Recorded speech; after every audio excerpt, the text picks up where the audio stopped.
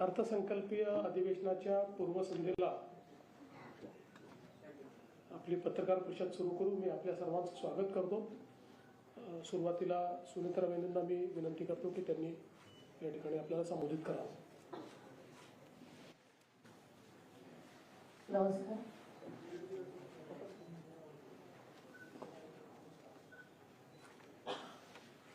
आपल्या महाराष्ट्राचे लाडके मुख्यमंत्री श्री देवेंद्रजी फडणवीस साहेब, उपमुख्यमंत्री एकनाथरावजी शिंदे साहेब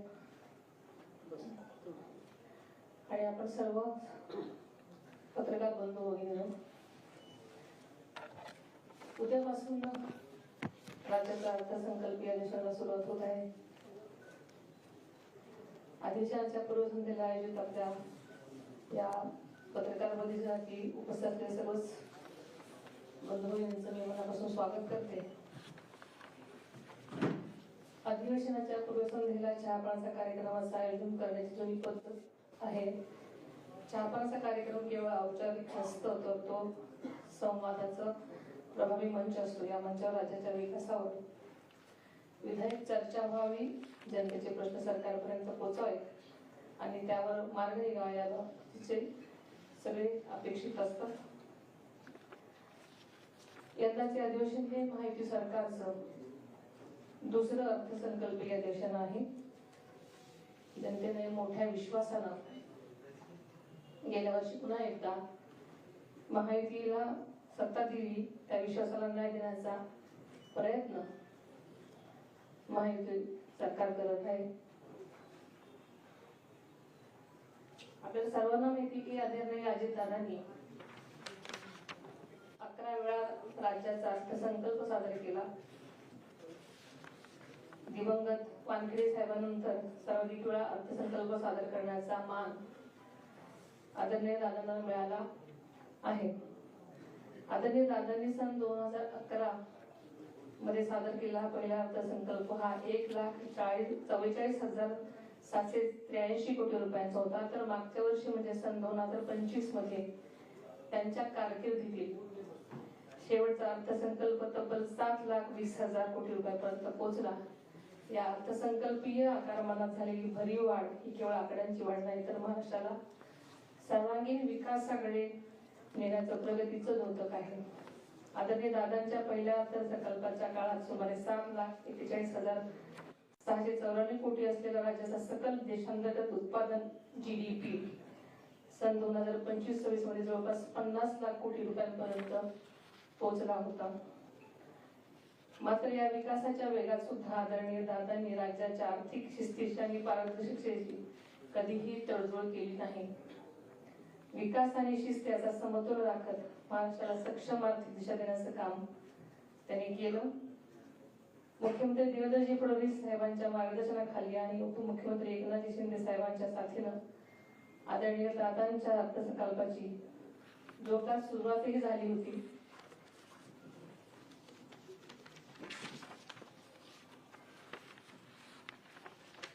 मात्र यंदाचा अर्थसंकल्प त्यांच्या कारकिर्दीतला 12वा अर्थसंकल्प ठरला असता मात्र नीटच्या मनात काहीतरी वेगळंच होतं आणि अचानक आपल्याला सोडून ते गेले. मात्र यापूर्वीच आदरणीय दादांनी त्यांच्या टीमनं अर्थसंकल्पाची तयारी जवळपास अंतिम टप्प्यापर्यंत दिलेली आहे. पंतप्रधान नरेंद्र मोदी साहेबांच्या विकसित भारतचे स्वप्न साकार करण्यासाठी महाराष्ट्राची अर्थव्यवस्था $1 ट्रिलियन नेण्याचा आदरणीय दादांचा ध्यास होता. त्यासाठी सातत्यानं ते प्रयत्नशील होते. आर्थिक शिस्त, नियोजनबद्धता आणि विकासाचा समतोल हेच त्यांच्या कामाचं सूत्र होतं. यंदाचा अर्थसंकल्प मुख्यमंत्री महोदय सादर करणार आहेत ते सुद्धा राज्याच्या विकासावर वाटेवर पुढे नेणारा असेल, त्यांच्या घटकाला न्याय देणारा असेल याबद्दल मला ठाम विश्वास आहे. महायुती सरकार पुन्हा सत्तेत आल्यानंतर लाडकी बहीण योजना बंद होईल अशी टीका झाली. मात्र आदरणीय दादांनी योग्य आर्थिक नियोजन करून या योजनेसाठी निधीची कमतरता कधीही भासू दिली नाही. ही योजना यशस्वीपणे सुरू ठेवली. माझं हे पहिलंच अधिवेशन आहे आणि अत्यंत चांगल्या प्रकारे नियोजनबद्ध चालेल अशी मला खात्री आहे. धन्यवाद.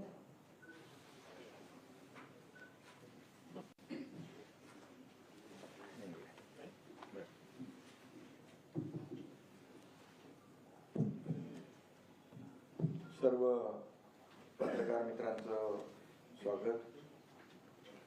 उद्यापासून विधिमंडळाच्या बजेट सेशनला सुरुवात होते आणि बजेट सेशन म्हटलं की सगळ्यांचं लक्ष अजितदादांकडे लागून राहायचं. कारण बजेट अजितदादा मांडायचे आणि आता सुनेत्राताईंनी सांगितलं 11वं बजेट त्यांनी मांडली. पण आज दुर्दैवाने अजितदादा आपल्यात नाहीत. अजितदादांच्या दुःखाचं सावट या अर्थसंकल्पीय अधिवेशनावर आहेच आणि दादांना श्रद्धांजली वाहून अधिवेशनाची सुरुवात करण्याची दुर्दैवी वेळ आमच्या सगळ्यांवर आलेली आहे. हे अनपेक्षित आहे आणि अतिशय अनाकलनीय आहे. शेवटी आपल्या हातात काही गोष्टी नसतात आणि नियतीसमोर आपलं चालत नाही. हेच या दुर्घटनेवरून सिद्ध झालेलं आहे. आणि सुनेत्राताई आहेत, आम्ही दोघंही त्यांच्या पाठीशी आहोत. आमचं हक्क मंत्रिमंडळ आहे, सर्वजण त्यांच्या सोबत आहोत. गेल्या वर्षी बजेट मांडताना अजितदादा म्हणाले होते, विकास आता लांबणार नाही, महाराष्ट्र आता थांबणार नाही. कारण अतिशय शिस्तप्रिय आणि आर्थिक जी काही घडी कशी बसवायची आणि प्रसंगी मंत्रिमंडळ बैठकीमध्ये देखील आपल्या सर्व सहकाऱ्यांना आपल्या राज्याच्या आर्थिक बाबींबद्दल स्पष्टपणे सांगणारे अजितदादा गेले 25-30 वर्ष सोबत काम करताना आपण पाहिलेलं आहे. खरं म्हणजे आता त्यांचं जे काही स्वप्न आहे ते आपण पूर्ण करायचं आहे, महाराष्ट्राला पुढे न्यायचं आहे. आणि यावेळचं जे बजेट आहे ते मुख्यमंत्री देवेंद्रजी मांडणार आहेत. ते उत्तम अर्थतज्ञ आहेत. त्याने महाराष्ट्रातल्या सर्व बाबींची माहिती आहे. राज्याची आर्थिक नाडी त्यांना माहीत आहे आणि मला विश्वास आहे की त्यांनी मांडलेला अर्थसंकल्प राज्याला प्रगतीच्या नव्या शिखरावर नेणारा असेल. आणि सर्वसामान्य माणसाचं सरकार, सर्वसामान्यांचं सरकार म्हणून आम्ही गेले 3.5 वर्ष काम करतोय. मी मुख्यमंत्री असताना 2.5 वर्ष, आता देवेंद्रजींचं 1 वर्ष, असे 3.5 वर्ष हे सर्वसामान्यांचं सरकार म्हणून अनेक योजना आम्ही केल्या. नुकतेच दावोसला मुख्यमंत्री देवेंद्रजी आणि उद्योगमंत्री उदय सामंत यांनी 30 लाख कोटीचे करार केले. हे देखील एक मोठी अचीवमेंट राज्यासाठी आहे. 40-50 लाख लोकांना रोजगार मिळेल आणि राज्य या ठिकाणी प्रगतीपथावर नेण्याचं काम या माध्यमातून होत आहे. आणि खऱ्या अर्थाने आताच ताईंनी लाडक्या बहिणींच्या बाबतीमध्ये या ठिकाणी विषय मांडला. मला आठवत आहे, मी मुख्यमंत्री असताना मुख्यमंत्री माझी लाडकी बहीण योजना देवेंद्रजी, मी, अजितदादा आम्ही ठरवलं की लाडकी बहीण योजना सुरू करायची. परंतु खर्च 45,000 कोटीच्या पेक्षा जास्त होता.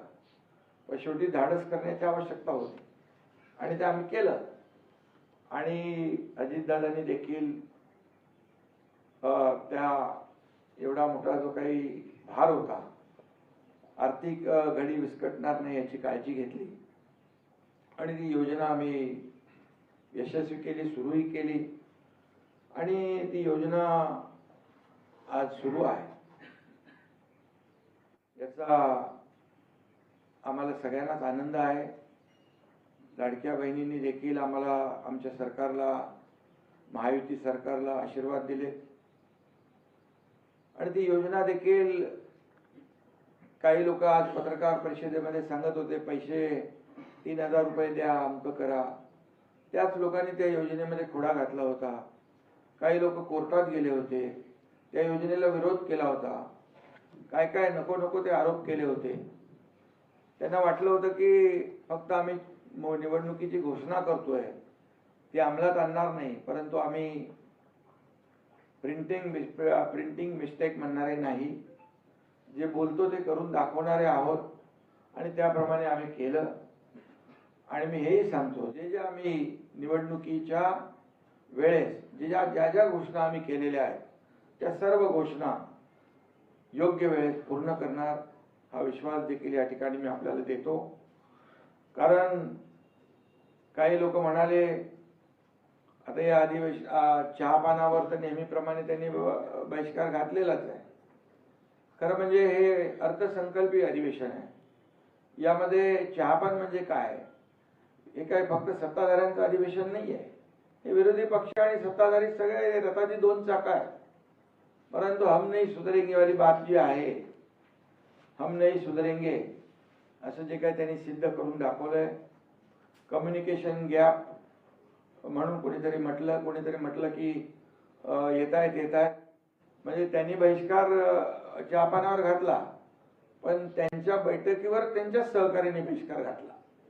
अरे येत आहेत, पण ते काय कोणी आलं नाही. आणि कम्युनिकेशन गॅप म्हणाले. खरं म्हणजे कम्युनिकेशन गॅप म्हणायला कम्युनिकेशन असावं लागतं. ते कम्युनिकेशन तुम्हाला माहित आहे कशा पद्धतीचं आहे. आणि म्हणून मला वाटतं हा राज्यसभेचा इफेक्ट असेल. एक अनार 100 बिमार, काय म्हणतो त्याला, एक बिमार अनार 100 बिमार. आणि त्यामुळे एक म्हणतो आम्ही देणार, एक म्हणतो आम्ही देणार नाही, तिसरा म्हणतो आम्ही काय करणार. असे अनेक आता आपल्याला खूप पुढे पाहायला मिळेल आणि मी त्याच्यात जात नाहीये. काही लोक म्हणाले की काळी ब्लॅक टी प्यायची, काळी चहा, काळी कॉफी प्यायची, यापेक्षा काळे धंदे बाहेर काढू. मी आपल्याला एवढंच सांगतो की जे काही पूर्वीचं सरकार होतं आणि त्यांनी जे काही काम केलं या महाराष्ट्रातल्या जनतेसमोर आहे. म्हणजे राज्यातल्या जनतेने विकासाला स्वीकारलंय आणि विकास विरोधी लोकांना नाकारलेला आहे. आणि त्यामुळे काळे धंदे कोणाचे होते ते मी काय आज काय बोलत नाही, मी योग्य वेळेला बोलेन. परंतु जनतेने त्यांना नाकारलं आणि महायुतीला स्वीकारलं, ही वस्तुस्थिती आहे. आणि जेव्हा समोरून सभागृहामध्ये बोलतील तेव्हा नक्कीच त्याचं उत्तर आम्ही देऊ. पण दिल्लीमध्ये AI समिट होतं, तुम्ही गेले होते ना. AI समिट होतं, जगभरातले लोक आले होते. भारत मंडपम मध्ये जे काही चित्र आपण पाहिलं, जगभरातले लोक आले होते. आणि आपला देश पुढे जातोय. या देशामध्ये, आपल्या भारतामध्ये, दिल्लीमध्ये आंतरराष्ट्रीय स्तरावरचं AI समिट होतं. आणि त्यावेळेस चड्डी बनियान गँग तिकडे आली आणि त्यांनी काय तिकडे केलं ते आपण पाहिलेलं आहे. खरं म्हणजे त्यांची तर अब्रू त्यांनी वेशीवर टांगलेलीच आहे. परंतु आपल्या देशाचं देखील अपमान करण्याचा खऱ्या अर्थाने त्या ठिकाणी प्रयत्न केला. हे देशप्रेम आहे.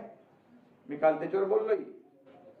काही देशभक्ती आहे का देशद्रोह आहे का आपल्या देशाची बदनामी करण्यासाठी जगभरातल्या आलेल्या लोकांसमोर हे सगळं घडवून आणायचं, आदरणीय प्रधानमंत्री महोदयांची बदनामी करायची.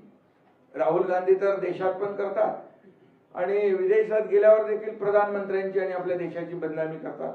हे कुठला देशप्रेम आहे? हा खरा देशद्रोह आहे.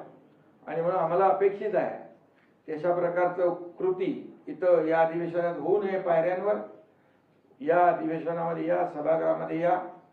सरकार तुमच्या सगळ्या प्रश्नांची उत्तरं द्यायला तयार आहे आणि हे अर्थसंकल्पीय अधिवेशन आहे. या अर्थसंकल्पीय अधिवेशनामध्ये सर्वसामान्य लोकांच्यासाठी विरोधी पक्षाने भांडायचं असतं, विरोधी पक्षाने प्रश्न उपस्थित करायचे असतात आणि सत्ताधारी पक्षाकडून त्या आपल्या जनतेला न्याय मिळवून घ्यायचा असतो. आम्हाला अपेक्षित आहे की त्यांच्याकडून अशा प्रकारची कृती होईल आणि भारत मंडपम सारखी कृती आम्हाला अपेक्षित नाही आहे. आणि म्हणून याचा भारत मंडपमचा मी कालही निषेध केला आहे. त्याचा निषेध करावा तेवढा थोडा आहे आणि देश पुढे जातोय. पुन्हा एकदा मी सांगतो की हे देश पुढे जातोय. आपली अर्थव्यवस्था 11व्यावरून 4थ्यावर आली, 3ऱ्यावर येते आहे आणि महाराष्ट्राचं त्याच्यामध्ये मोठं योगदान आहे आणि म्हणून महाराष्ट्र पुढे जातोय. 2.5 वर्षाचा माझा कालखंड आपण पाहिलाय. आता देवेंद्रजींचा वर्षभराचा जो कालखंड आहे तो आपण पाहतोय आणि देश प्रगतीपथाकडे चाललेला आहे. हे महाराष्ट्र मोठं राज्य आहे. आज किती योजना आम्ही केल्या तरी सुद्धा पायाभूत सुविधांमध्ये महाराष्ट्र नंबर 1 ला आहे. सगळ्यात जास्त पायाभूत सुविधा या महाराष्ट्रामध्ये सुरू आहे.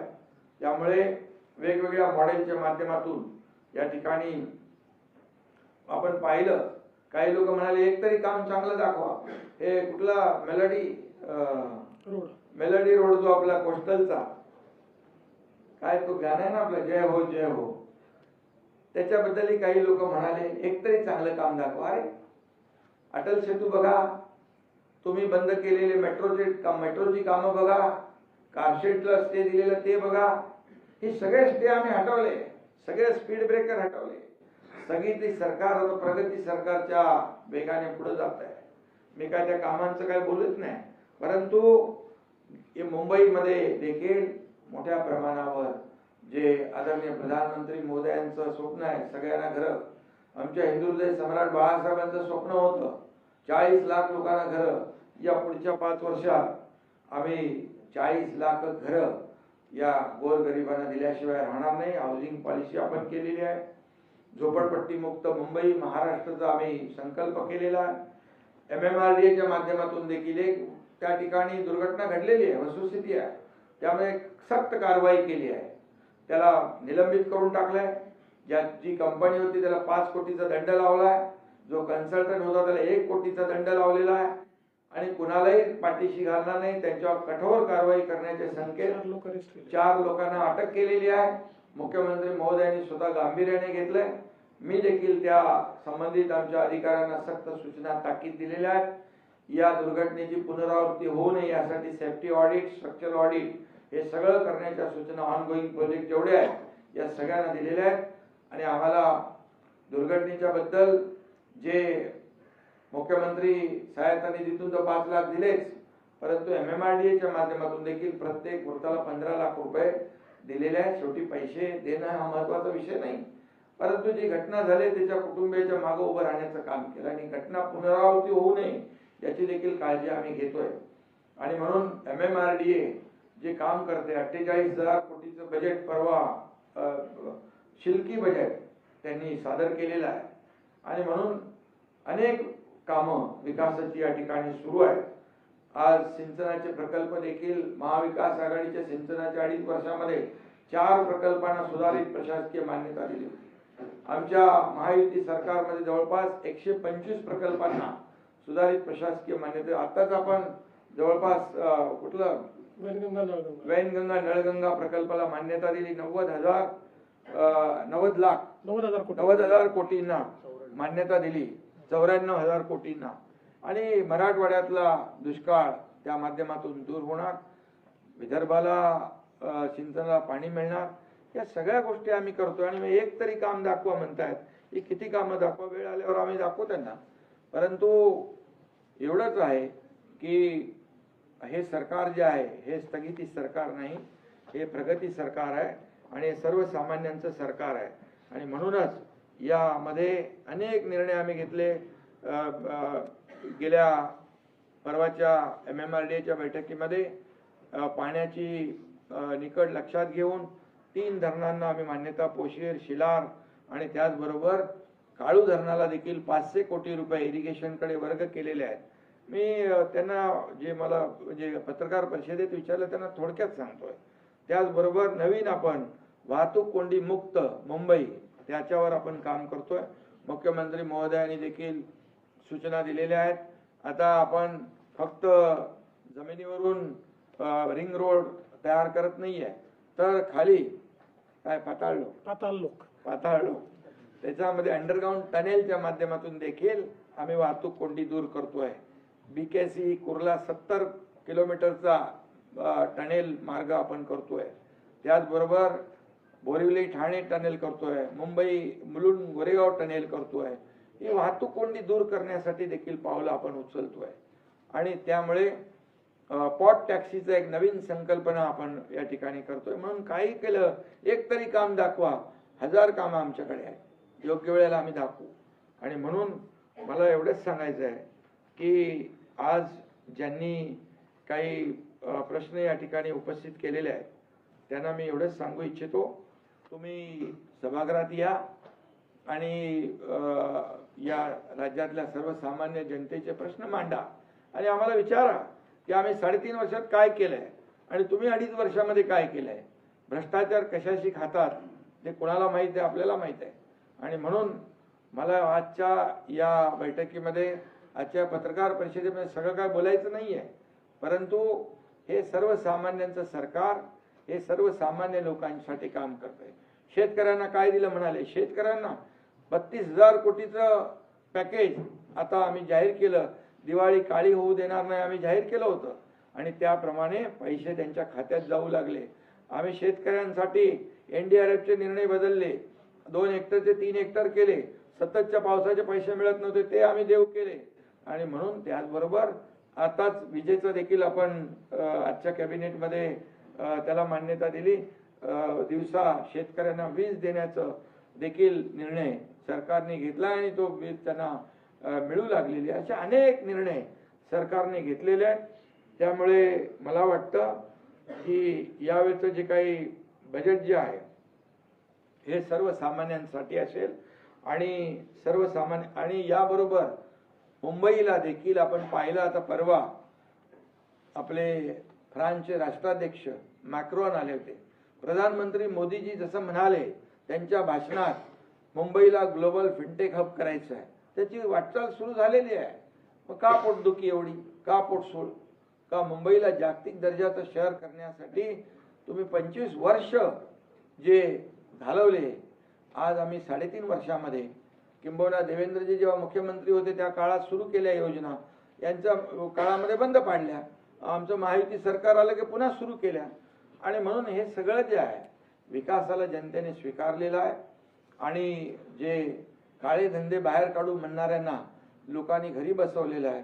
महाराष्ट्रामध्ये देखील झालेल्या ज्या निवडणुका आहेत, विधानसभेच्या निवडणुकांनंतर या ठिकाणी झालेल्या नगर परिषदेच्या निवडणुका, झालेल्या महापालिकेच्या निवडणुका, झालेल्या जिल्हा परिषदेच्या निवडणुकांमध्ये देखील महायुतीनेच हॅट्रिक केलेली आहे. आणि म्हणून ज्यांनी काळे धंदे केले त्यांना घरी बसवलं. मुंबईकरांनी देखील काम करणाऱ्यांच्या पाठी आशीर्वाद दिले आणि कामाची पोचपावती या ठिकाणी मुंबईकरांनी देखील दिले. आणि म्हणून मुंबईकरांचं देखील मनापासून मी अभिनंदन करतो. झालेल्या AI समिटमध्ये दिल्लीच्या आपल्या रिलायन्स ग्रुपने 10 लाख कोटीचं AI मध्ये जी इन्व्हेस्टमेंट केलेली आहे ती देखील मोठी महत्त्वाची आहे. त्याच्यामुळे देखील सगळ्या देशभरामध्ये रोजगार मिळेल, महाराष्ट्राला त्याचा फायदा होणार आहे. आणि म्हणून उद्योगपतींचं देखील अभिनंदन केलं पाहिजे जे मोठ्या प्रमाणावर गुंतवणूक करतायत. आणि म्हणून मी रिलायन्सचं, अंबानी ग्रुपचं देखील अभिनंदन करतो की अशा लोकांना आपण संरक्षण दिलं पाहिजे. मी आता मागच्या घटनेकडे जात नाही, उद्योगपतींच्या घराच्या खाली काय काय लावत होते, म्हणजे नको ते उद्योग सुरू होते. परंतु आम्ही उद्योगपतींना सुरक्षा देणार, उद्योगपतींना नवीन नवीन उद्योग येण्यास चालना देणार. खरं म्हणजे आपल्याकडे पोटेन्शियल आहे, इन्फ्रास्ट्रक्चर आहे, कनेक्टिव्हिटी आहे, स्किल मॅनपॉवर आहे, सगळं आहे.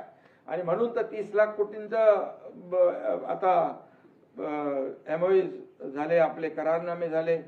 मागच्या वेळेस देखील झाले, मी होतो तेव्हाही झाले, देवेंद्रजींच्या काळातही झाले. त्यामुळे उद्योगाला चालना देणारं हे महाराष्ट्र आहे. आणि मग किती सांगणार त्यांना, आणखी मी सांगायला वेळ अपुरा पडेल. आणि म्हणूनच स्वतः आत्मपरीक्षण करावं, आत्मचिंतन करावं. विरोधी पक्षनेता ते काय विरोधी पक्ष सभापती आणि अध्यक्षांचा विषय आहे. लोकांनी तुम्हाला नाकारलं, तेवढी संख्याच दिली नाही. आणि म्हणून मी इथे एकच आठवण सांगतो, एक भुजबळ होते, एकच आमदार होते, परंतु सभागृहामध्ये त्यांचा दणदणीत आवाज होता. संख्येला महत्व नाही, पदाला महत्व नाही, स्वतःवर आत्मविश्वास असला पाहिजे. म्हणून रडायची ज्यांना सवय लागलेली आहे ते रडगाणं कायम सुरू असतं. आम्ही त्याच्यामध्ये विरोधी पक्ष नेत्याच्या बाबतीमध्ये देखील त्यांनी काही इथे मुद्दे उपस्थित केले की सत्ताधारी पक्षाने ते अडवले. तो अध्यक्ष आणि सभापतींचा विषय आहे. आणि त्यामुळे आम्ही कुठल्याही विरोधी पक्षाचा अपमान करू इच्छित नाही आहे. विरोधी पक्षाला न्याय आम्ही देणार. सभागृहामध्ये त्यांनी भांडावं, प्रश्न उपस्थित करावे आणि सरकार पूर्णपणे सक्षमपणे त्यांच्या प्रत्येक प्रश्नाचं उत्तर या ठिकाणी देईल. आणि आम्हाला एकच आहे की सत्ताधारी आणि विरोधी पक्ष ही रथाची दोन चाकं आहेत, परंतु त्यांना ते मान्यच नाही आहे. त्यांना सभागृहामध्ये येण्यापेक्षा पायऱ्यांवर आंदोलन करण्यामध्ये धन्यता मानतात. आणि म्हणूनच माझी त्यांना विनंती आहे की सभागृह हे अर्थसंकल्पीय अधिवेशन आहे आणि हे अर्थसंकल्प मुख्यमंत्री देवेंद्रजी मांडणार आहेत. त्यामुळे तुम्ही या तिकडे आणि लोकांचे प्रश्न मांडा. नक्कीच जनतेला न्याय देण्याचं काम आम्ही सरकार म्हणून करू, हा विश्वास या ठिकाणी व्यक्त करतो. आणि पुन्हा एकदा आपल्याला मनापासून धन्यवाद देतो. देवेंद्रजींना शुभेच्छा देतो की आपण हा अर्थसंकल्प मांडणार आहात. हा गोरगरिबांसाठी, सर्वसामान्यांसाठी, या महाराष्ट्राला पुढे नेण्यासाठी हा अर्थसंकल्प अतिशय महत्त्वाचा ठरेल, हा विश्वास या ठिकाणी व्यक्त करतो. धन्यवाद.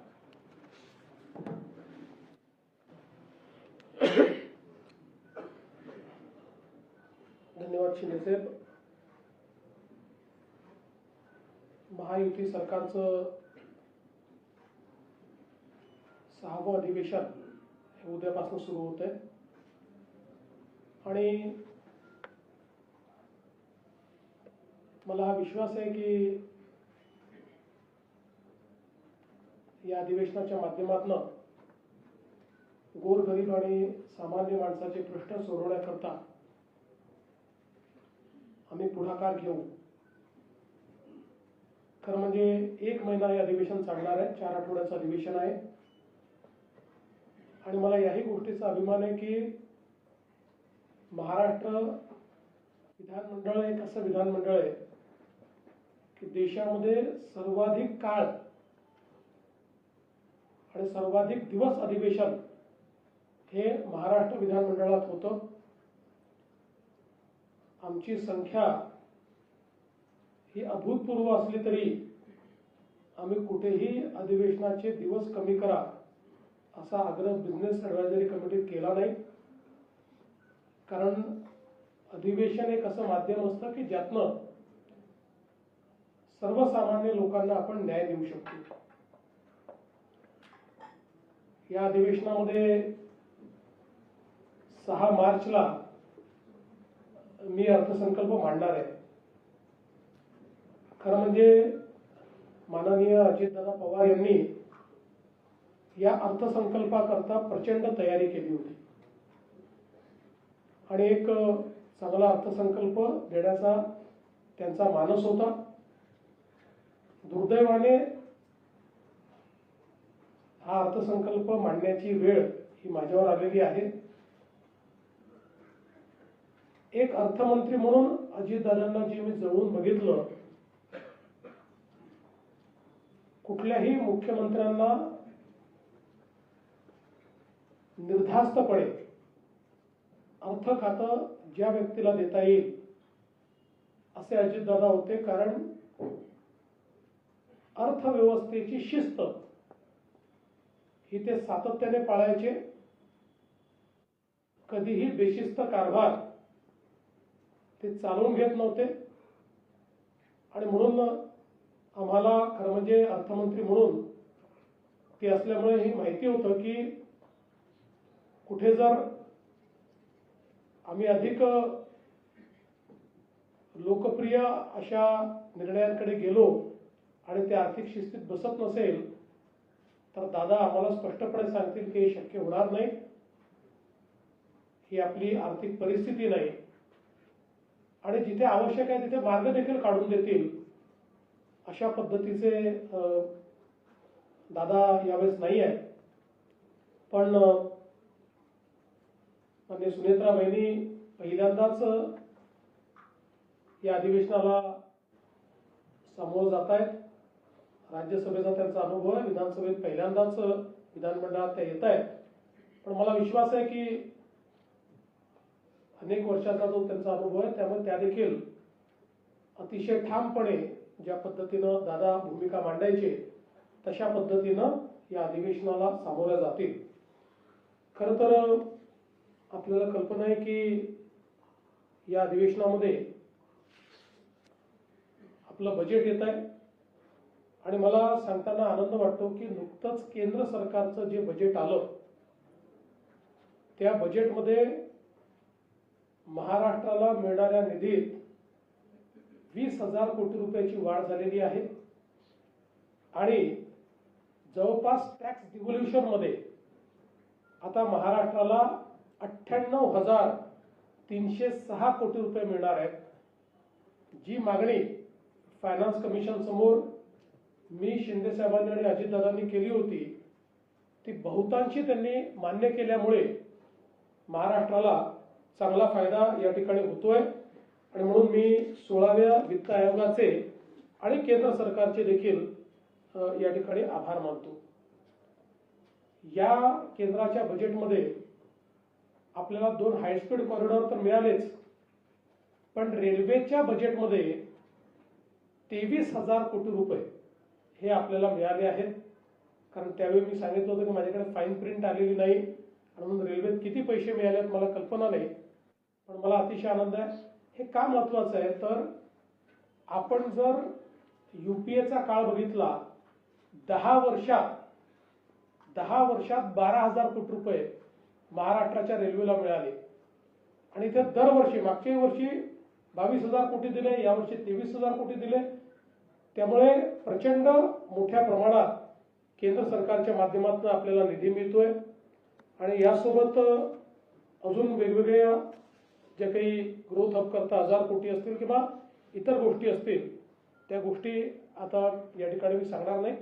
त्यामुळे एकूणच आपलं जे काही आपला अर्थसंकल्प आहे आपण हा केंद्रीय बजेट नंतर याकरताच घेतो की आपल्याला एकदा अंदाज आला की केंद्र सरकारकडनं किती पैसे मिळणार आहेत तर आपलं बजेट हे बऱ्यापैकी वास्तविक अशा पद्धतीनं होतं तर या सगळ्या गोष्टीचा अंतर्भाव हा त्या ठिकाणी आपण करणार आहोत.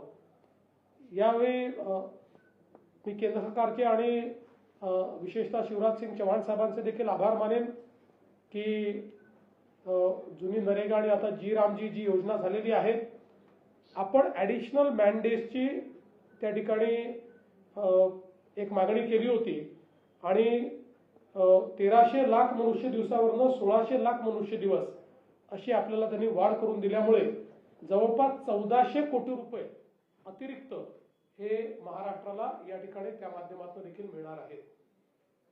डावोसमध्ये 30 लाख कोटी रुपयाचे करार आपण जे केले त्याही संदर्भात बऱ्याच चर्चा झाल्या.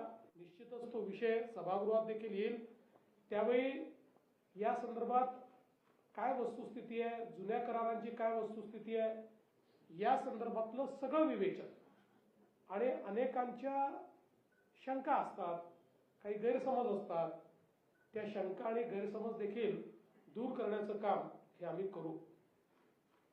इंडिया AI समिटमध्ये महाराष्ट्राने चांगलं पार्टिसिपेशन केलं आणि विशेषतः आज आपण AI फॉर ॲग्रिकल्चर अशी एक आंतरराष्ट्रीय समिट चालू केली. त्याचं सॅटेलाइट सेशन हे महाराष्ट्राला इंडिया AI समिटमध्ये मिळालं होतं. मला सांगताना आनंद वाटतो की स्वर्गीय दादांनी त्यांच्या बजेटमध्ये 500 कोटी रुपयाचं AI मिशन सुरू केलं होतं. त्या मिशनच्या अंतर्गत आपण महाराष्ट्र पहिलं राज्य झालं की ज्यांनी महाविस्तार हा शेतकऱ्यांकरता एक AI ॲप तयार केला आहे. महाविस्तारमध्ये प्रत्येक शेतकऱ्याला त्याचा स्वतःचा एजंट आहे. म्हणजे त्याला वैयक्तिक ज्या गोष्टीची माहिती पाहिजे आहे, वेदरची माहिती पाहिजे, त्याला पीक पद्धतीची माहिती पाहिजे, त्याला पिकाच्या सायकलची माहिती पाहिजे,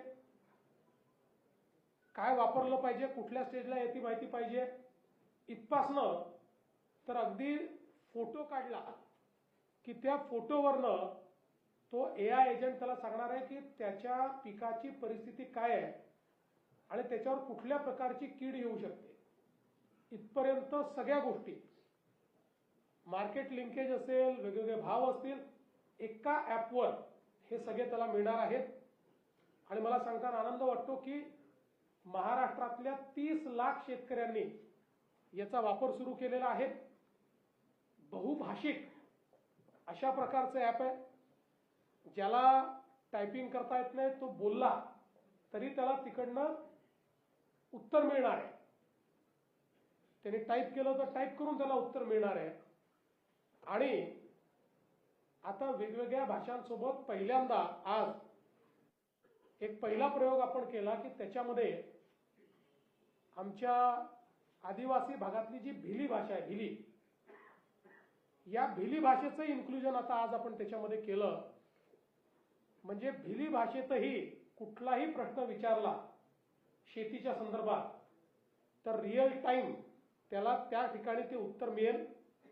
आणि आता ॲग्रीस्टॅक हा जो काही आपण तयार केलेला आहे त्याच्याशी हे जोडल्यानंतर महाराष्ट्र AIच्या वापरामध्ये, ॲग्रिकल्चरमध्ये, कृषीमध्ये खूप पुढे जाणार आहे. आणि आज वेगवेगळे स्टार्टअप्स हे देखील आपल्या या हा जे प्रदर्शन आपलं आहे त्याच्यामध्ये आलेले आहेत. आणि या AI समिटला जगातलं, देशातलं कुठल्याही राज्याने घेतलेलं पहिलं ॲग्री AI समिट म्हणून केंद्र सरकारने त्याला मान्यता दिलेली आहे. त्यामुळे शेतीच्या क्षेत्रामध्ये मोठ्या प्रमाणात AIचा वापर, आणि तो कशा करता तर AIचा वापर केल्यामुळे उत्पादन खर्च 25% 40% कमी करता येतो. या दृष्टीने हा AIचा वापर त्या ठिकाणी आपण करतो. मला असं वाटतं की एक अत्यंत महत्त्वाचा टप्पा हा महाराष्ट्राने या निमित्ताने गाठलेला आहे. आज खरं म्हणजे विरोधकांचं एक पत्र आम्हाला 6 पानांचं आणि 18 मुद्द्यांचं पत्र मिळालं. आणि आपल्याला माहिती आहे की शरद पवार गटाचे आमदार काही हजर नव्हते, त्यामुळे त्यांनी एका माजी आमदाराची सही त्याच्यावर घेऊन घेतली. त्यामुळे आमदारांसोबत त्या गटाच्या एका माजी आमदाराची सही त्यांनी त्या ठिकाणी घेतली आहे. खरं तर मला असं वाटतं की जागतिक मातृभाषा दिनी आपल्या मातृभाषेच्या इतक्या चुका या पत्रामध्ये आहेत. हे जर त्यांनी आदित्य ठाकरेंना दाखवलं असतं तर आदित्यजींनी कदाचित त्यांच्याकडचे जे एक्सपर्ट्स आहेत, तज्ज्ञ आहेत, त्यांना दाखवून ते सुधारून घेतलं असतं. पण अतिशय म्हणजे चुका दुरुस्त करून करून काट करून असं एक पत्र आम्हाला त्यांनी दिलेलं आहे. आणि त्यामध्ये खरं म्हणजे आपण विचार केला तर आपल्या सगळ्यांचं कॉन्ट्रीब्युशन खूप आहे त्या पत्रामध्ये. ते कसं आहे माहिती आहे, आपण ज्या बातम्या छापता त्याचा पॅराग्राफ उचलून टाकून दिला आहे जसाच्या तसा. म्हणजे त्याच्यात त्यांनी स्वतःची भाषा देखील वापरण्याचा प्रयत्न केलेला नाही. त्याच ठिकाणी फक्त शुद्ध लेखन बरोबर आहे, बाकी ठिकाणी प्रॉब्लेम आहे. आणि मला असं वाटतं की या सगळ्या बातम्या टाकून आणि त्यांनी, पण ठीक आहे, मला असं वाटतं की भास्कर जाधव तसे प्रामाणिकपणे बोलतात, त्यामुळे त्यांनी त्यांच्यात काय गॅप आहे वगैरे हे त्या ठिकाणी नेहमीच प्रांजळपणे कबूल करतात, तशी कबूल त्यांनी केली आहे. मुळात एकच गोष्ट सांगतो की सातत्याने जनादेशाचा अपमान करण्याचं काम विरोधी पक्षाच्या वतीनं होतं. सत्ताधाऱ्यांना मस्ती आली आहे, सत्ताधाऱ्यांना मात चढलाय, अशा पद्धतीनं जनादेशाचा अपमान ते करतात. खरं म्हणजे आमचे सगळे सत्तारूढ पक्ष हे विनम्रतेनं जनतेमध्ये जात आहेत आणि जनतेची सेवा करतायत. म्हणून स्थानिक स्वराज्य संस्थांमध्ये अभूतपूर्व अशा प्रकारचा विजय हा आम्हाला जनतेने दिलेला आहे. यातनंही जर हे शिकणार नसतील तर मला असं वाटतं की विरोधी पक्षाचं काय होईल याबद्दल वेगळं काही सांगण्याची आवश्यकता नाही. बरं, यात अनेक गोष्टी अभ्यास न करता मांडायच्या. मुख्यमंत्री सौर ऊर्जा प्रकल्पात 12,000 कोटीचा भ्रष्टाचार. आता याच्यामध्ये मुळामध्ये ज्यांना कामं दिली होती त्यातल्या ज्या लोकांनी कामं वेळेवर केली नाही, पैसे आपले नाही, तेच स्वतः पैसे लावणार आहेत. याच्यामध्ये आपण पैसे देत नाही, ते स्वतः पैसे लावतात आणि काम करतात. त्यांना ज्यांना दिली होती अशी ज्यांनी कामं पूर्ण केली नाही, अर्धवट केली, त्यांची बँक गॅरंटी 40 कोटी रुपयाची ही आपण जप्त केली. त्यामध्ये 5 कंपन्यांची बँक गॅरंटी फेक आहे असं आपल्या लक्षात आलं जप्त करताना. त्यामुळे त्यांच्यावर आपण FIR दाखल केलेला आहे आणि त्यांनी जे काही काम त्या ठिकाणी केलं असेल त्याच्या सहित आता ते काम आपण दुसऱ्याला देऊ. याच्यात 1 पैशाची कुठेही इन्व्हेस्टमेंट राज्य सरकारची नाही. हे सगळे स्वतःचे पैसे लावून काम करणारे लोक आहेत. तथापि त्यांनी खोटी बँक गॅरंटी दिल्यामुळे त्यांच्यावर आपण FIR केलाय. त्यामुळे कुठलीही माहिती न घेता बोलण्याची जी काही एक प्रथा विरोधी पक्षात पडली आहे, विरोधी पक्षाने आरोप केलाच पाहिजे, पण तो माहितीसहित, पुराव्यांसहित आणि शार्प आरोप केला पाहिजे. हवेत गोळीबार करायचा आणि पळून जायचं हे करणं योग्य नाही आहे. त्यामुळे याही सभागृहामध्ये ते जे काही आरोप प्रत्यारोप जे काही करतील निश्चितपणे त्या संदर्भात उत्तर द्यायला आम्ही तयार आहोत. या ठिकाणी या विधिमंडळाच्या अधिवेशनात एकूण 15 विधेयकं हे त्या ठिकाणी मांडली जातील, ज्यामध्ये 2 विधेयकं हे जुने प्रलंबित विधेयक आहेत. हे सगळे विधेयकं पूर्ण चर्चेअंती आम्ही त्या ठिकाणी मंजूर करू आणि भरपूर चर्चेची संधी ही विरोधी पक्षाला, सत्तारूढ पक्षाला, सगळ्यांना आम्ही देणार आहोत. चर्चेतनं प्रश्न सुटतात आणि विधानमंडळामुळे प्रशासन जे आहे हे त्या ठिकाणी तंदुरुस्त राहतं असं मानणाऱ्यांपैकी आम्ही असल्यामुळे पूर्ण काळ विधानमंडळ चालेल. आमचे अध्यक्ष तर कधी कधी रात्री 12 वाजेपर्यंत चालवतात. त्यांना आम्ही विनंती करतो की तुम्ही थोडं वेळेत बंद करा, तरी ते चालवतात. पण मी एवढाच विश्वास देतो, एक चांगला अर्थसंकल्प मांडण्याचा प्रयत्न आम्ही करू. जे मुद्दे माननीय अजितदादांना अपेक्षित होते ते सगळे मुद्दे या अर्थसंकल्पामध्ये त्यांनी जे काही सूचना केल्या होत्या त्या सगळ्या सूचना या आम्ही अंतर्भूत करू आणि जनसामान्यांना दिलासा देत असताना आर्थिक शिस्त देखील राज्याची पाळता आली पाहिजे या दृष्टीनं काही कडक पावलं देखील उचलायची आवश्यकता पडली तर ती देखील आम्ही उचलायला मागे पुढे पाहणार नाही, हा विश्वास मी आपल्या सर्वांना देतो. धन्यवाद.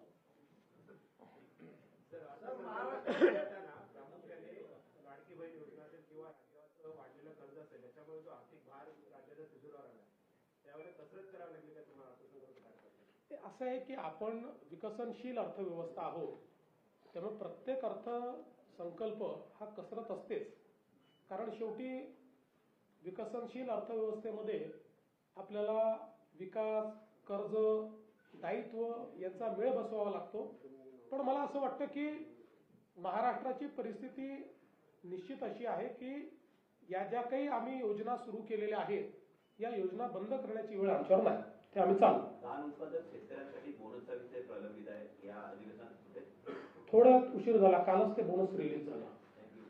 राष्ट्रवादी शरद पवार पक्षाचे नेते आजच्या महाविकास आघाडीच्या बैठकीत नव्हते, त्याचा अर्थ असा घ्यायचा का की ते विरोधी करण्याच्या मुद्द्यावर किंवा सरकारकडे उभा आहे किंवा बघा, आता त्यांच्या पक्षाच्या निर्णयाचं मी कसं उत्तर देऊ? आम्ही तिघेही नाही देऊ शकत.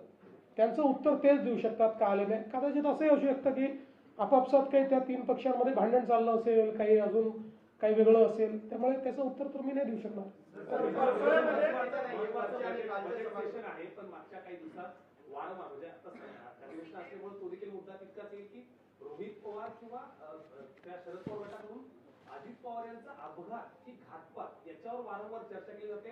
हा मुद्दा देखील सभागृहात येताना दिसतोय. खरं सगळ्या चौकशा सुरू आहेत, सगळ्या गोष्टी सुरू आहेत, पण याला देखील कसं काही नॅरेटिव्ह उभा केलं जाते त्याला उत्तर असणार.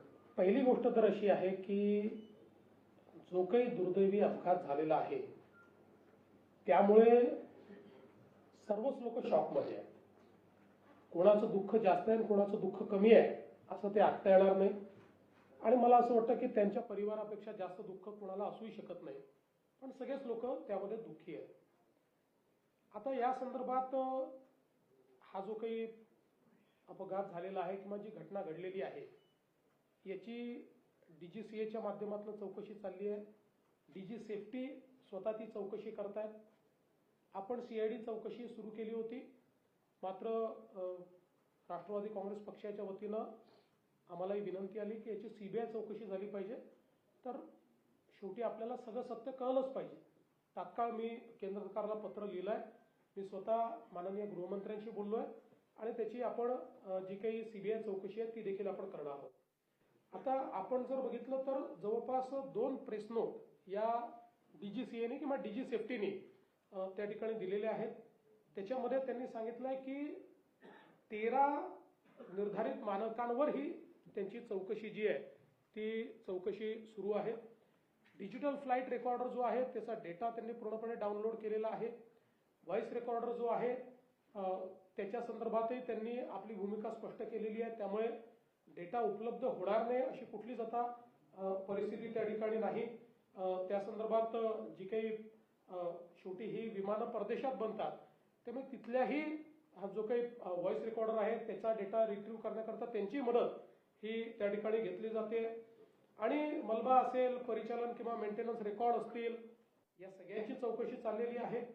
विशेषतः VSR ही जी कंपनी आहे या कंपनीचं पूर्ण ऑडिट हे DGCAने सुरू केलेलं आहे.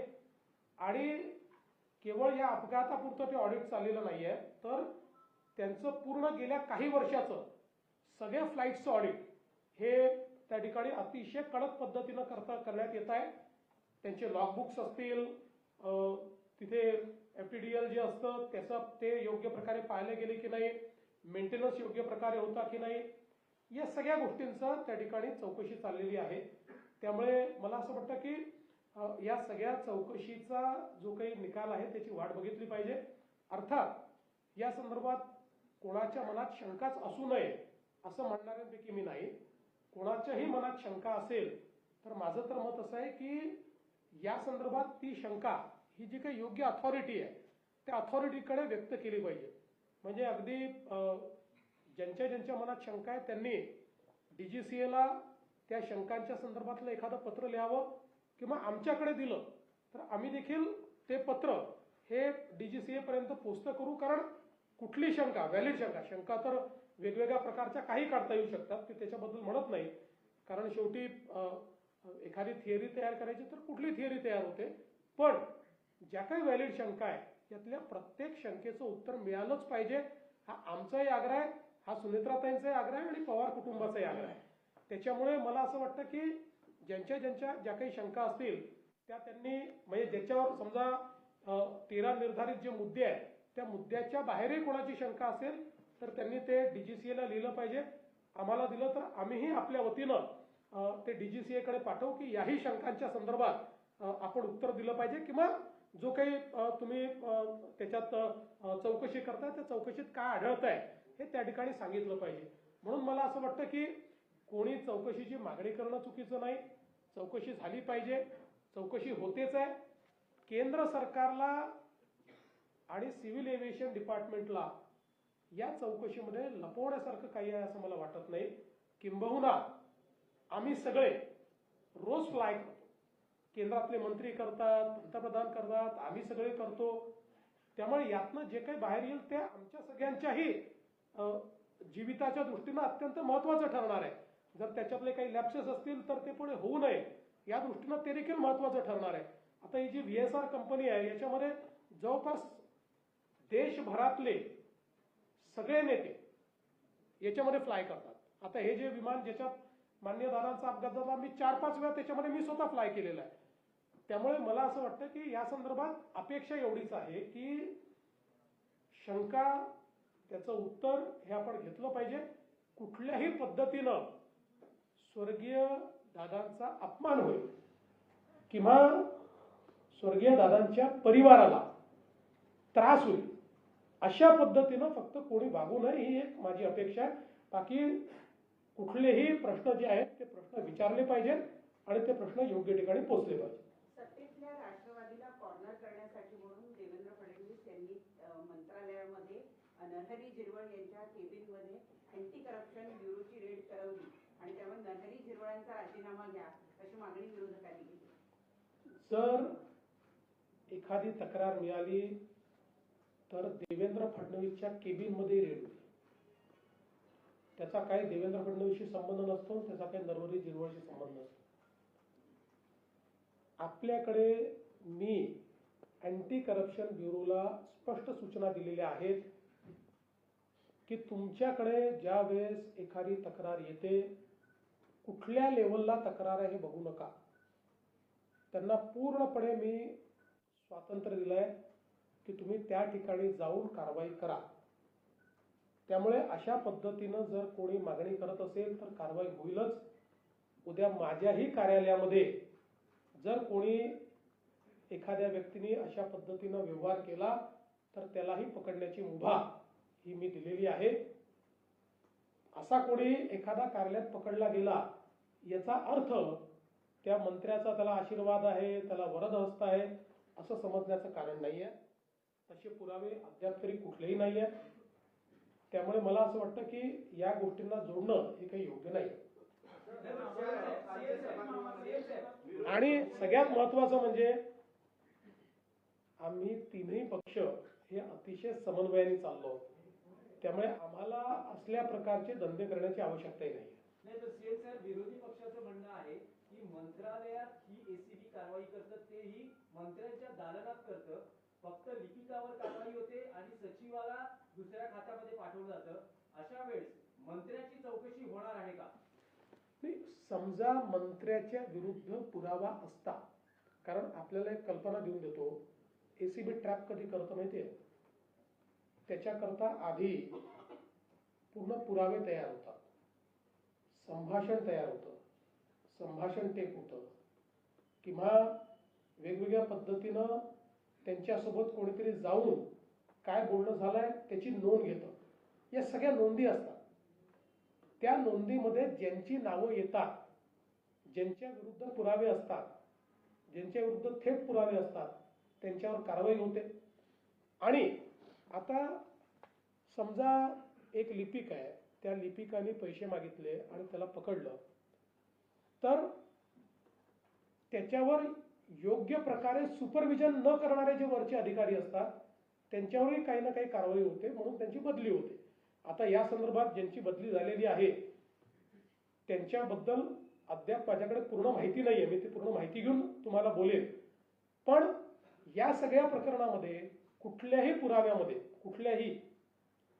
कुठल्याही कन्व्हर्सेशनमध्ये मंत्र्याचं नाव आलेलं नाही. ते जर आलं असतं तर आम्ही निश्चितपणे मंत्र्यांना देखील राजीनामा मागितला असता, पण ते कुठेही आलेलं नाही. मंत्र्याच्या दालनात होते, राज्य सरकारच्या प्रतिमेला धक्का बसतो असं तुम्हाला वाटत नाही का? मंत्रालयात हो का तहसीलदाराच्या कार्यालयात हो, अशी कुठली घटना घडली तर राज्य सरकारच्या प्रतिमेला धक्का पोचतोच. कारण कोणीही राज्य सरकारचा अधिकारी किंवा कर्मचारी ज्यावेळेस अशा प्रकारची लाचखोरी करतो तर ते कुठल्या शासनाला भूषणावं नसतंच. आणि म्हणूनच तुम्ही बघा, याला दोन्ही पद्धतीनं पाहता येईल. एक पद्धत ही आहे की कारवाई न करणं, पण दुसरी पद्धत आम्ही अवलंबलेली आहे की मोठ्या प्रमाणात करा. तुम्ही बघा, रोज तुम्हाला लक्षात येत असेल, रोज आम्ही 0 टॉलरन्स ठेवल्या, रोज कुठे ना कुठे कारवाई चाललेली आहे. कारण ACBला सांगितलेलं आहे की अशा पद्धतीनं जर कोणी वागत असेल आणि जनसामान्यांकडनं पैसे वसुली होत असेल तर कारवाई कराच. आता याला कोणी दुसरं हे म्हणू शकेल की लाचखोरीची प्रकरणं वाढली. प्रकरणं वाढली नाही, कदाचित हे आधी करत असतील पण तुम्हाला माहिती नव्हतं किंवा तुम्ही कारवाई नसेल केली. समजल्याबरोबर कारवाई करणं हाच याच्यावरचा उपाय आहे. अल्पसंख्याक विभागाच्या शाळांना मान्यता दिली होती, तुम्ही त्याला स्थगिती दिली होती. मात्र आता त्या विभागाने स्पष्टीकरण दिलेलं आहे की आदिदादांच्या काळातच याला सगळी मान्यता मिळाली होती आणि कुठेतरी महापोर्टल जे आहे त्याच्या बिघाडामुळे उशिरा अपलोड झालेलं आहे. असं आहे की या संदर्भात आता हा विभाग माननीय उपमुख्यमंत्री महोदयांकडे आहे. त्या पूर्ण चौकशी करता आहेत. त्यात जे तथ्य असेल ते तथ्य तुमच्यासमोर मांडलं जाईल. मला सुमित्रवाडीचा प्रश्न विचारायचा आहे की आता सीएम साहेबांनी तर खुलासा केलाच आहे या सगळ्या अपघात तपासण्यासंदर्भात, पण रोहित पवार हे प्रश्न रोज अनेक वेगळे उपस्थित करतात, पण मुंबईत नाही तर ते दिल्लीतही जाऊन करतायत. तुम्हाला याच्या संदर्भात काय बोलायचं आहे का? कारण की तुमच्याकडनं कुठलीच प्रतिक्रिया येत नाहीये आणि या सगळ्या गोष्टींमध्ये एक मुद्दा उपस्थित राहतो की तुम्ही जी भूमिका मांडली म्हणजे जय पवारांचा आम्ही इंस्टावर भूमिका मांडली बघितली, पण या रोहित पवार जे रोज मुद्दे मांडतात ते तरी मान्य आहे का? मग काय नेमकं काय? आताच आपल्याला माननीय मुख्यमंत्र्यांनी असं उत्तर दिलेलं आहे. आणि चौकशी म्हणजे आम्ही पण त्यांना सांगितलेलं आहे. मी CBI तर्फे चौकशीचे पत्र मुख्यमंत्री साहेबांना दिलेलं आहे. त्यामुळे चौकशी आपल्याला कळेलच काय ते. असं आहे की यातलं प्रत्येक गोष्ट ही सगळ्यांना समजलीच पाहिजे हा आमचा आग्रह आहे. त्यामुळे आम्हीही त्याचा पाठपुरावा करत राहू. प्रत्येक जी गोष्ट ज्यातनं शंका उपस्थित होते त्याचं उत्तर येतपर्यंत आम्ही पाठपुरावा करणार. विरोधी पक्ष नेता नाहीये त्यामुळे टेक्निकल मुद्द्यावर असेल या सगळ्या शंका आणि हे जर प्रश्न उपस्थित केले जातात त्याचा जो शोध आहे त्याची जी प्रोब आहे ती CID करायची, CBI करायचं. CBI पण सगळ्या गोष्टींचा करेल आणि DGCA करते म्हणजे त्याच्यामध्ये लॉगबुक पाहिलं जातं, पायलट्स एलिजिबल होते की नाही पाहिलं जातं, पायलटच्या टेस्ट झाल्या होत्या की नाही पाहिलं जातं, इंजिनचा मेंटेनन्स झाला होता की नाही पाहिलं जातं. एक विमान जेव्हा आपण उडवतो त्यावेळी अनेक चेक्स असतात स्टॅट्युटरी, ते सगळे चेक झाले होते की नाही, त्याच्यामध्ये काही लॅप्सेस आहे का. याच्यासोबत हे जे डिजिटल फ्लाईट रेकॉर्डर आहे किंवा व्हॉइस रेकॉर्डर आहे यातनं प्रत्यक्ष त्या क्षणी काय घडत होतं याची माहिती मिळते. त्यामुळे मला असं वाटतं की आत्ता म्हणजे मी काही याचा एक्सपर्ट नाही आहे, मला त्यातली सगळी माहिती नाही आहे. आत्ता याच्यावर स्पेक्युलेशन करण्यापेक्षा एकदा पूर्ण चौकशी होऊन मला असं वाटतं की त्यांची नेहमीची पद्धत असते, पहिले प्रिलिमिनरी रिपोर्ट देतात आणि मग फायनल रिपोर्ट देतात, तर त्याची वाट आपण बघितली पाहिजे.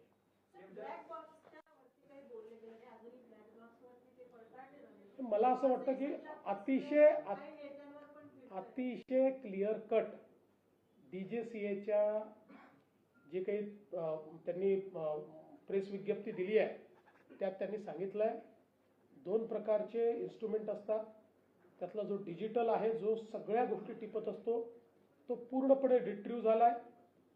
जो व्हॉइसवाला आहे त्याही संदर्भात रिट्रीव्ह करणं चाललेलं आहे. तो जास्त ओव्हरहीट झाला होता म्हणून जे परदेशातले म्हणजे कंपनीचे लोक आहेत त्यांची मदत घेऊन तो रिट्रीव्ह करणं चाललेलं आहे. अगदी क्लिअर त्यांनी सांगितलेलं आहे. कंपनीचे जे विमान आहेत ना परदेशात त्यांना बॅन आहे, महाराष्ट्रात त्याची विमानं रजिस्टर्ड. असं आहे की रोज कोणीतरी काहीतरी सांगत असतं. VSR कंपनीची विमानं नाहीत, म्हणजे काही त्यांची असतील. VSR हे एजंट आहेत, हे कंपनी चालवतात. वेगवेगळे लोक काही त्यांची स्वतःची विमानं आहेत त्यांनी खरेदी केलेले, वेगवेगळे लोक विमानं खरेदी करतात. ही सगळी जी विमानं असतात ही त्यांना जसं आपला टॅक्सीचा लायसन्स असतो किंवा परमिट असतं तशा प्रकारचं त्यांना ट्रान्सपोर्टेशनचं परमिट असतं आणि ते यांच्याकडे ती विमानं ठेवतात आणि यांचे पायलट्स असतात, यांचा मेंटेनन्स असतो आणि त्यात त्यांना भागीदारी मिळते. त्यामुळे महाराष्ट्र सरकारने गेले अनेक वर्ष म्हणजे आम्ही पाहतोय आता एकूणच या फील्डमध्ये 5-7 ऑपरेटर्स आहेत. त्यामुळे आलटून पालटून त्यांचीच विमानं येतात, तेच ऑपरेटर त्या ठिकाणी आणत असतात. आता कदाचित गेल्या काही वर्षांमध्ये VSR हा सगळ्यात मोठा ऑपरेटर झाला, सगळ्यात जास्त विमानं त्यांच्याकडे आहेत. त्यामुळे ती विमानं म्हणजे जेव्हा आपण विमान रिक्विजिशन करतो त्यावेळी या 4-5 ऑपरेटरपैकी कोणाचं तरी विमान येणार आहे, तर ते विमान येतं. वरच्या आणि खालच्या सभागृहामध्ये विरोधी पक्ष नेता नाहीये. विरोधक म्हणतायत की सरकारनं मनाचा मोठेपणा दाखवावा लोकशाही टिकवण्यासाठी. सरकार घाबरते विरोधी पक्ष नाही, फारच घाबरलोय आम्ही. घाबरून आमची घरीच बसलेलो आहे. घाबरून आमची चाळण झालेली आहे. पण मला असं वाटतं की याचं उत्तर शिंदे साहेबांनी दिलेलं आहे. हे शेवटी अध्यक्ष आणि सभापती म्हणून ठरवतील.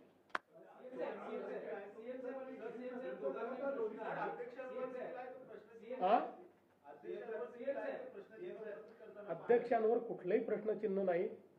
रोज उठून काहीतरी आरोप लावायचे ही जी काही सवय आहे ही योग्य नाही आहे. त्याचं योग्य उत्तर मिळेल.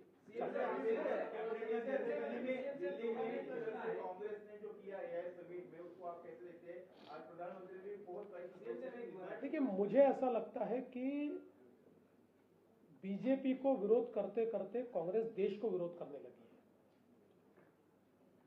ये जो AI समिट है ये भारत की AI समिट थी और दुनिया भर के प्रधानमंत्री, राष्ट्रपति, head of the states, ministers पहली बार इतने बड़े पैमाने पर भारत में AI समिट में आए थे. ग्लोबल साउथ की AI लीडरशिप ये भारत को मिल रही है. और सबसे बड़ी बात, 1 साल पहले दुनिया के एक्सपर्ट कहते थे कि भारत को लार्ज लैंग्वेज मॉडल LLM तैयार करने के लिए बहुत साल लगेंगे. 2 LLM हमने डेमोन्स्ट्रेट कर दिए. तो इतना जब आर्टिफिशियल इंटेलिजेंस का भारत को उसकी अगुवाई मिल रही है, ऐसे समय वहां पर जाना, और शिंदे साहब ने बहुत सही शब्द का इस्तेमाल किया, चड्डी बनियन गैंग. उन्होंने वहां पर जाकर इस प्रकार से भारत का नाम खराब करना, देखिए कहीं ना कहीं मुझे ऐसा लगता है कि मैं हमेशा मानता था कि ह्यूमन इंटेलिजेंस और आर्टिफिशियल इंटेलिजेंस ये 2 अलग चीजें हैं और हमारे एफिशिएंसी को एनहांस करने के लिए आर्टिफिशियल इंटेलिजेंस की आवश्यकता है. लेकिन अब मुझे लगता है कि कांग्रेस का ह्यूमन इंटेलिजेंस पूरा समाप्त हो गया है. उनको सबसे ज्यादा आर्टिफिशियल इंटेलिजेंस की आवश्यकता है ताकि कुछ सोच कांग्रेस पार्टी को मिले और वो भारत बीजेपी को जरूर विरोध करे, एनडीए को विरोध करे, लेकिन भारत को विरोध करने की जो उन्होंने अभी ये नई परिपाटी शुरू की है ये बिल्कुल उन्होंने समाप्त करनी चाहिए. देश के सभी लोगों ने इसकी बहुत निंदा की है.